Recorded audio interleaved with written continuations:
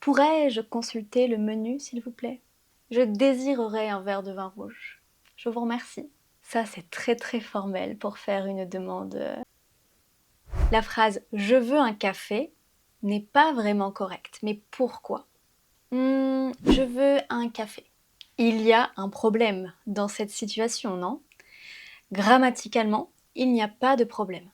La syntaxe, elle est bonne, l'orthographe, ça va, mais où est le problème? Il n'y a pas de mal à vouloir un café, c'est très bon le café. Non, le problème est ailleurs.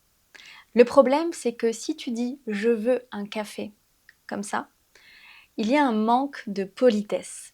C'est une demande trop directe, trop rude. C'est presque impoli parce que c'est comme une exigence. Je veux un café. Heureusement, en changeant quelques détails, tu peux t'exprimer de manière beaucoup plus polie, courtoise, respectueuse. Il y a une seule chose à changer. Je demande un roulement de tambour. Le mode. Allez, je pense que quelques révisions ne feront pas de mal.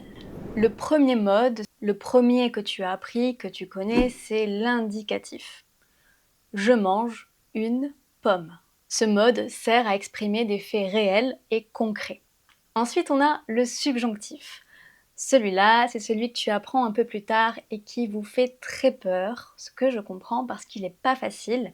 Le subjonctif, c'est le mode du cœur, des sentiments, de l'incertitude, donc du doute, mais aussi de la volonté, du désir. Je souhaite que tu viennes à la fête. Une phrase au présent du subjonctif. Troisième mode, c'est l'impératif. Ça, c'est pour donner des ordres. Viens à la fête ce soir, mange ta pomme. Et le dernier, celui qui nous intéresse le plus, c'est le conditionnel. Avec le conditionnel, on peut exprimer des actions hypothétiques. Si j'avais beaucoup d'argent, j'achèterais une belle voiture. Et également, on peut exprimer la politesse. C'est ce qu'on appelle le conditionnel de politesse. Donc, à la place de dire « je veux un café », on va dire « je voudrais un café ». Donc, retiens bien ça. Si tu veux être poli, courtois, utilise le conditionnel. Ok, ça c'est la base. Ensuite, comment former ce fameux conditionnel? Eh bien, pour le former, c'est pas très compliqué. On va prendre le radical du futur et les terminaisons de l'imparfait. Par exemple, prenons le verbe chanter. Au futur, c'est je chanterai. J'enlève la terminaison et je rajoute la terminaison de l'imparfait. Je chanterai, AIS. Tu chanterais, il, elle, on chanterait, nous chanterions, vous chanteriez, il ou elle chanterait. Tu vois, je t'avais dit que ce n'était pas très compliqué. Et pour le verbe vouloir, donc je veux un café, au futur c'est je voudrais, j'enlève la terminaison du futur, je voudrais, tu voudrais, il, elle voudrait, nous voudrions, vous voudriez, il, elle voudrait. Nous voudrions un café. Elle voudrait un café. Je voudrais un café. Maintenant, voyons d'autres alternatives pour demander quelque chose de manière polie et courtoise.